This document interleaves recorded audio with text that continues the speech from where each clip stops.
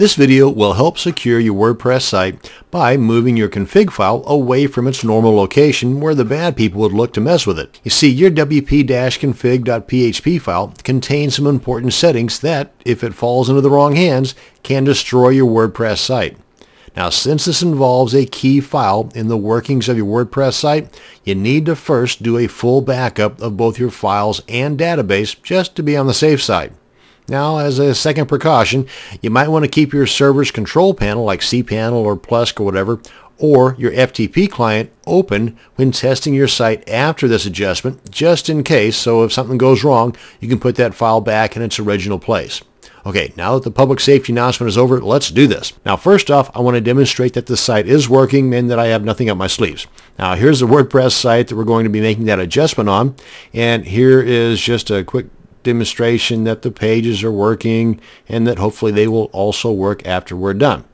Okay, now then, let's go ahead and bring the timer in here and get that going. Now I want to open up my FTP client, and again, you can do the same thing I'm going to be showing you here in your cPanel, control panel, Plusk, or whatever. And I'm going to go ahead and log in, and I'm going to log in securely so we can maintain that air of security. Now then, I'm going to navigate to the root directory of our WordPress installation. That's in the public_HTML file, at least ways for me. Oh, and by the by, this only works if you're not using a multiple site or the multi-site setup for your WordPress. So long as you have this in a single site setup and it's not in a subdomain, I know, I should have mentioned that earlier, huh? So long as it's not in a subdomain and that it's not a multi-site setup, then you're good to go. Okay, now that I'm in the root directory, let's go ahead and go on down and find our wp-config.php file. That's right here. I'm just going to left-click, hold, and let me move this up here first so that I can show you that this is our path right here to the public_HTML, and I'm going to put the wp-config file above, in this order, I'm going to put it above the public_HTML.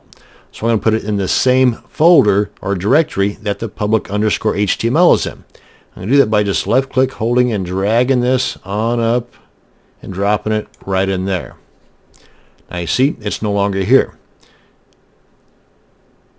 It is, in fact, if I click on this, and you can see that this is where the public_HTML is now that we used to have to get into to get to the config file.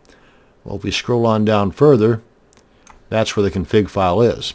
Now let's go ahead and check out our site just to make sure it's not broken.